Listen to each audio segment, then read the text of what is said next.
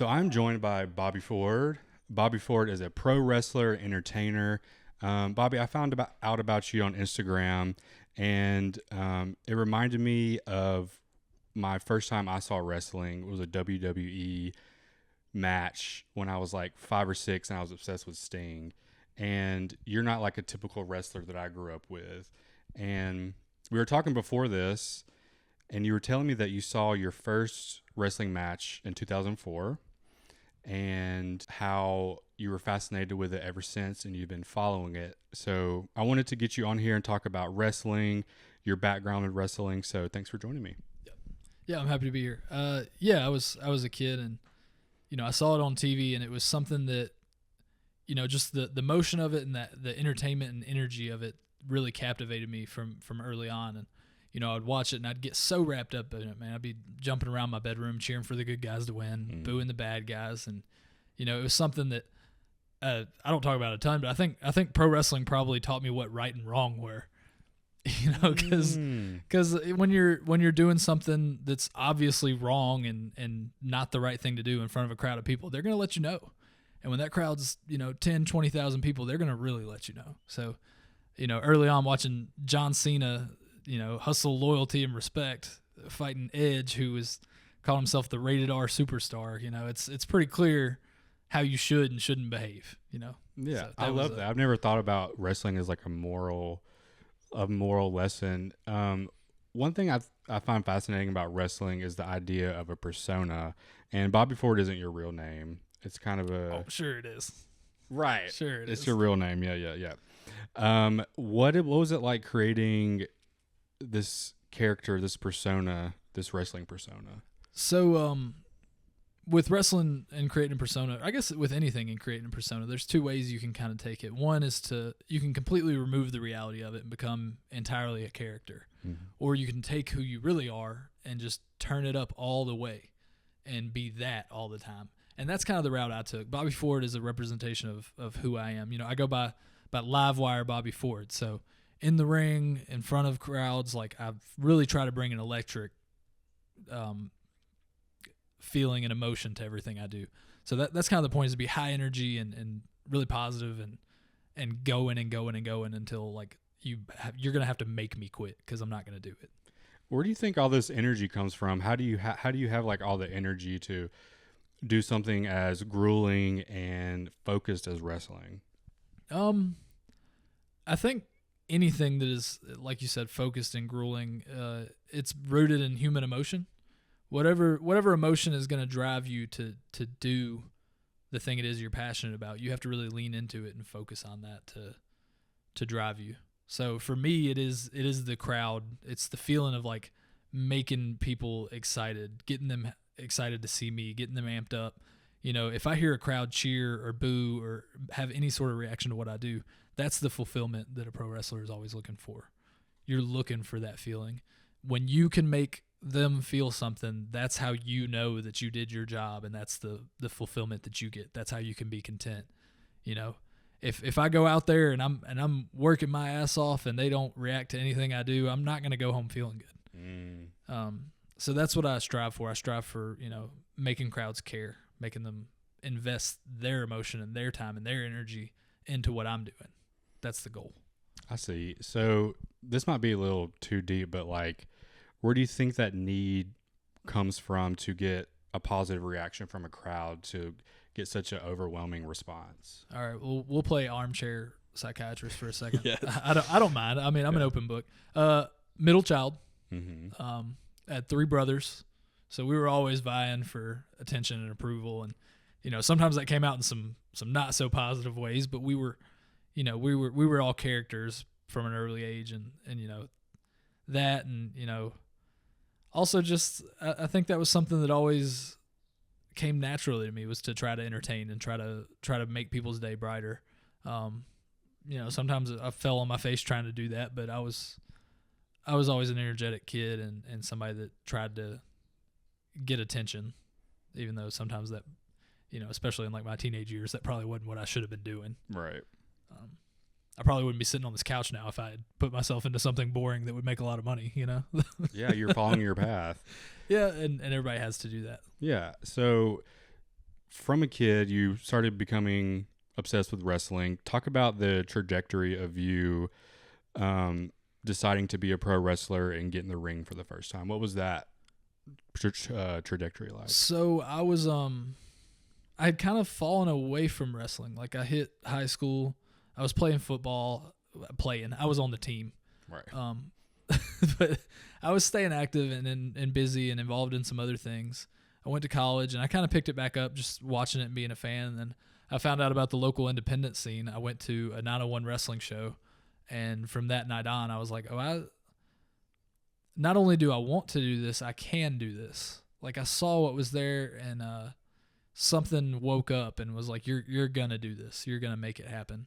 So I asked around. I begged and pleaded to get somebody to train me and get involved. And it took about 2 years before I could get some consistent training. So really, 2 years of being a referee, setting up rings, running security, being a do boy. Boy, do this, do that. Mm-hmm. And it was frustrating, and it ate at me that I couldn't be in the ring yet. But I think that time I spent doing that prepared me just as much as learning how to wrestle did. Yes. So for anybody that may be younger or interested in getting involved in wrestling, no, it's not a direct path to be who and where you want to be, but the bumps along the way are what makes it worth it and what makes you better. Yeah. You were talking about training as a wrestler, so you did like the do boy stuff. When did someone teach you like the rules of the ring, like how to perform, or did that come to you naturally? So obviously there's a lot of training that goes into getting in a ring, because the idea is to get in there and compete, but don't get hurt, take care of your body. So it's a lot of learning how to fall down, learning how to roll around the ring, learning how to not kill yourself out there. Mm-hmm. So it was the summer of 2021, and Andy Mack, good friend of mine, and Dustin Anthony got me in a yard. We found a guy who had a ring. It was in his front yard in Nutbush. If you're from Memphis, I mean, this sounds about as Memphis as it gets, a wrestling ring in a front yard in Nutbush. Yes. And we were out there every day, all summer, 3 or 4 hours a day. There was no shade, and they worked me until, like I said, if something was going to make me quit, we'd have found it by now, because that was grueling. And finally, I was able to have my first match for 901 Wrestling at Black Lodge, the first show there. So what was your first show like? What was kind of going on through your head? How did it turn out? What did it feel like to be in the ring for the first time? That build up, the day of, weeks of, from the second I found out that was where I was going to have my first match. I was eat up. It was hard to eat, like everything. I don't normally experience anxiety. I know that's a common feeling. It's not one I experience. I'm sorry. I feel bad about it. I have guilt about it. Yeah. But that was a moment and a time where I was like, man, what if this goes wrong? What if I'm not good at this? What if I can't do this? And then I went out there. We had the match. We had the whole show, the whole night, and I was just more affirmed than ever that I could. That it was in me. So it was a trial, and it was a learning moment, but also it was affirmation. It was like, you need to continue chasing this. You need to keep chasing it, because it's I haven't found anything. Well, no, there's one other thing as fulfilling as pro wrestling. I'm on the fire department too. I was going to ask about that. How do those like overlap? Does being a firefighter mix with being a wrestler? I feel like I tell people that I'm a fireman and a pro wrestler, and they're like, oh, you just love adrenaline. Yeah. Like you have to do something exciting. And yeah, that's pretty true. A boring life was never in the cards for me. I couldn't, I like my moments of peace and calm and settling down. I'm married. We own a home. I love my home life, but it is just something else to be in a wrestling ring and have people chanting your name or wanting you to die. Yeah. Depending on the crowd you're in front of, and then, running into a burning building. Like they're just feelings that can't be replicated anywhere else, I don't think. And those are the things I chase. You were talking about people either chanting your name or wanting you to die. Is your persona, is it always good or is it always bad? What's the character? Talk about the character. I think just like anybody else, it's all about perception. You know, when you're doing right and people know it, they respect it and they treat you as such. And when you're doing some of the things that I did over the course of like the last year or so, people were not as happy with me. What do you mean by like in the ring? Yeah, in the ring. Well, there was a time, like I said, Andy Mack, my best friend, we had a match for a belt that I had, the championship belt, and I lost, and I turned on him. I was wrong. I betrayed my best friend because I was mad that he took something from me, like an 8-year-old on the playground. We've squashed it now. We're on great terms. But that was a time that people were like, man, I just never thought Bobby Ford would do something like that, and I had to work through a lot of that to get back to being, you know, the Bobby Ford that they knew and loved before, which is I'm trying to stay on that path. Yes. You know? I'm always fascinated also by how people can take pain, because I have a low pain tolerance. And I'm like we were watching a match before this and I was like kind of cringing. Ooh. And you know, there's this misconception that since wrestling is quote unquote fake, that there's no pain, but there actually is. Like, you get hurt. So how do you deal with that pain? Is it even painful to you? Like, talk about that. Yeah, everything you do in there hurts. I know the perception of wrestling, and some people may not respect it in the same light as other sports, but everything hurts. It's not, you know, and that's the funny thing. The old timers like to say it's not ballet. Ballet hurts. Mm-hmm. Have you ever seen a ballerina's toes? Yeah, man, it's tough. You know, my wife did ballet and figure skating as a kid, and she talks about it. I'm like, that sounds way worse than getting my head dropped in the ring. You know? Yeah. But it's a lot of pain. It's a lot of athleticism, and you know, your body has to be in a certain conditioning, both like cardiovascular conditioning where like you can get up and keep going and keep doing what you need to do, and also like you said, the pain tolerance where like your body has to get used to being hurt and working through pain and continuing to do what you're supposed to do to give people what they want, because that's what it's all about. It's about giving that crowd what they want and what they deserve, because if you buy a ticket to see me, I'm giving you all I got. Like, I'm not holding back. You spent your hard-earned money, whether that was 10 minutes of your time or 3 hours. You spent money to see me, and I'm not gonna take that lightly. I feel like we have to respect our fans and our supporters' times, you know, and that's an indie industry, any entertainment industry. Every time LeBron sits out, what a punk. You know, you come to Memphis twice a year and you sit out both times, like, it's whatever. Yeah. How do you feel about the whole masculine aspect of wrestling? How do you subvert it or lean into it or lean away from it? Does that make sense? Yeah, it does. And I think with so much of the history of wrestling being male dominated, it's easy to think of it as a masculine thing, but like, women's wrestling is bigger than ever. Like, I'm in the midst of trying to organize a show of all women in Memphis, which I don't think has ever happened. No, that's really cool. You know, and man, the girls can go too, man. It's they're athletes, they're legit, they're tough. You know, but I guess to answer the source of, like, the real question, which was about masculinity, gender in general it's subjective. I mean, the whole concept of gender is that it's not biological, it's a psychological and sociological thing. So I don't necessarily have to feel like the manliest man in the room all the time. Sometimes I do. It's just something that ebbs and flows. Like, I'm, you know, he, him, and I identify as male. I've never wavered from that. But at the same time, man, like, I've worn some things that other men would be like, is he wearing that? I mean, I've come out and wrestled and gotten my ass kicked in a fishnet shirt. I've had my, you know, it just, and when you break down wrestling to its core, a lot of more conservative men are going to be like, wait, huh? It's a little gay. A little gay. Yeah. A little gay. I've had to deal with that, and I just shrug it off, man. I'm just like, whatever, dude. Like, maybe you're gay. Maybe you're gay for thinking that. Yeah.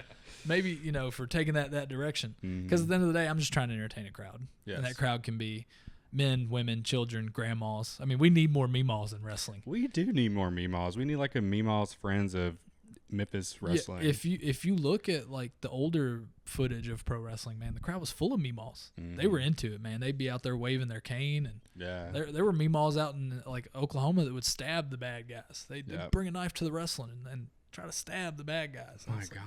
You know, so they really get into this world. How would you describe wrestling as an art form? What makes it an art form for you? and that's I really struggle with talking about it as art because like a lot of like Jim Cornette, I know you're not watching this, but if you are, I'm sorry. I'm peeling back the curtain a little too much, I know. He would get mad at me if I called it art. So that's the last time I'm going to say art for a second. But the art is more surrounding the match. It's picking the music you come out to. It's picking what you wear to the ring. I mean, I wear motocross boots. I've never been on a dirt bike. That's pretty badass. But I wear I bought them. There's a guy that I know who was he was a professional motocross rider. It's been a while now, and he had these boots that he wasn't using, and I bought them from him, and I was like, man, I'm gonna wrestle in these because I saw Shawn Michaels do it when I was a kid, and so that was a choice. I'm paying homage to somebody. I'm respecting the craft and the people that came before me while carving out my own lane as a wrestler. Like that's the creativity. I mean, that's the name of the game that we're talking about. Is like really creative. What makes wrestling like really creative? It's that you create an environment, you create a persona, you create emotion in a crowd, you create all these ideas that have to come together. And as a wrestler, you have a match, you might have to go talk on the mic. You don't have a lot of time, but when you look at a whole wrestling show, everything, if it's going to be successful, everything has to come together and make sense together. And somebody like really creative has to be behind that. Yeah, it's a production. It's it's an event. It's not just two guys beating each other up for fun. Like it's an event. It matters. Yes. And you have to make it matter. And if you don't put in the work and the time to make it matter, it won't. It just won't. It's like anything else. Yeah. There's definitely, for me at least, there's like some sex appeal that goes into wrestling. One of my favorite comments I'll never forget is when my aunt said this when I was like 11 or 12. She said the only reason she watched wrestling was to see all the men sweat. So, and like looking at your pictures, I feel like there's some sex appeal going on. Thank you. How do you, do you like amp that up? Do you use that to your advantage? Like what is your view on sex appeal in wrestling? If I'm blushing, I'm sorry. This is actually the first time I've been asked about this like publicly. Mm-hmm. We were talking about meemaws in wrestling. I've gotten my ass grabbed by a lot of meemaws in wrestling. Yeah, I bet. And it is a thing where like you play up certain things in front of certain crowds and you play them down in front of others. I think there's an inherent sexuality to wrestling that is part of the appeal for so many people, whether they know it or not. Mm-hmm. And I try to lean away from it as much as I can because the people who like really sexualize wrestling, it's gross. Really? Yeah, they can't just be like, oh, that's hot. Like it can't be plain. It's got to be like if you find a match of mine on YouTube, you're gonna see some weird comments half the time. I bet it can be embarrassing, but at the same time, like man, they a comment's a comment. Yeah, hey, they're talking about me. Yeah, that's engagement. That'll always rack the views up. Yeah, it's press. It's free press. It's free publicity. So I can't hate them for it, but it's like, oh God, I wish y'all wouldn't say these things about me. Yeah. And there have been once again times in wrestling where it was played up or played down to different extents.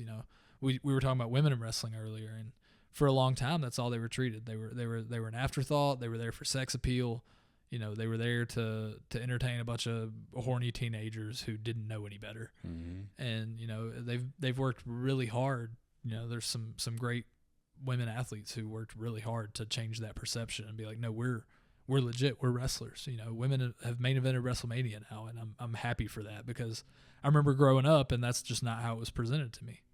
And I didn't like that as a kid, and it's hard to go back and watch now. It's embarrassing. It's tough. So sexuality is one of those things that I feel like can be done tastefully in almost every entertainment industry, where it needs to bubble right there under the edge. Like burlesque, where it's constantly moving up. You cross that line for a second, you come right back. Mm-hmm.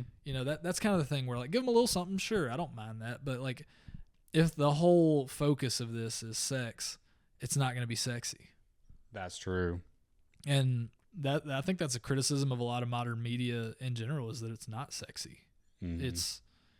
It's either so over the top sexed up that it's got no edge to it, or it's so sterile and not even a hint of any romanticism or intimacy that it's not there either. And it's like nobody can find that spot, that sweet spot. And You know, I've seen some things recently that, you know, like Honora, you know, it won the Oscar. We saw that in theaters. Yeah. You know, that really, it had that element of edge and danger and sex that was interesting without being just hardcore porn. Yes. Can I say porn? You could totally say Instagram. porn. That's not the worst thing that's been said on this podcast. P so far. asterisks are in. Yes. Corn emoji. Corn emoji. Yeah. Corn emoji. Yeah. If we put this on TikTok, then we'll have to say corn emoji. Yes. Unalive. Yes. I mean, it's crazy. Literally 1984. Newspeak. I know. It makes no sense. I want to know more about the Memphis wrestling scene. How would you describe it? Memphis is a city known for, like, you know, grit and grind and hustle, and like we're a bunch of young, hungry wrestlers who are just trying to make it, and it's hard to tell us no. Mm-hmm. It's hard to tell somebody who's hungry enough no, you know, because I'm not gonna quit. Yeah. You know, I'm not gonna back down from anything. So that's what I think is special about the Memphis wrestling scene, is how hungry, how willing everybody is to be successful. I love that. And that's what I love about all the different kind of scenes, is like people just want to do their best, and they want to do their best work and have community and see where they can grow.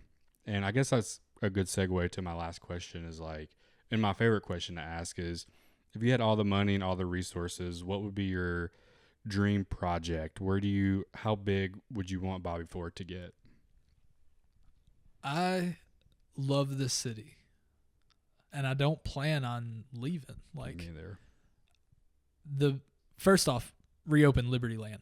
Yes. If you gave me all the money in the world, we'd reopen Liberty Land. That'd be the Yes. first order of business. Zip and Pippin. We'd fix the Coliseum, and we would have wrestling there every Monday night, and we would feature the biggest talent we could. We would do our best to make stars out of people. You know, a lot of people think it's a pipe dream, and it probably is. But you did say if I had all the money in the world. Mm-hmm. You know, as far as wrestling went, I guess if I had all the money in the world, I'd feed the poor and stop Right. war, and, you know. Your creative passion. But the creative side of it, yeah, that's what I want. I want wrestling to be the biggest deal it can locally, because it used to be such a huge part of the fabric of the city. Like, if you could see, like, if you listen to people of a certain age talk about wrestling in Memphis, it's like, oh, Monday night we were at the Coliseum. And they're like, every Monday night. Saturday morning we were in front of the TV watching wrestling on TV, and then Monday night we're at the Coliseum. Mm-hmm. And obviously things changed. You know, wrestling changed, the world changed. There's so much competition from other entertainment now. A lot of people would rather just sit on their couch and doom scroll and brain rot and watch. We got to get rid of these phones. Watch reruns of The Office. I hate The Office. Yeah. Hot take, but whatever, man. There's just so much going on in the real world, in real life, and we're running from it. Mm-hmm. We'd rather couch rot and do nothing. And I think that would be the dream, is to get people out. I don't even care if it's just wrestling. Just get people out. Get people involved with each other again. Find community.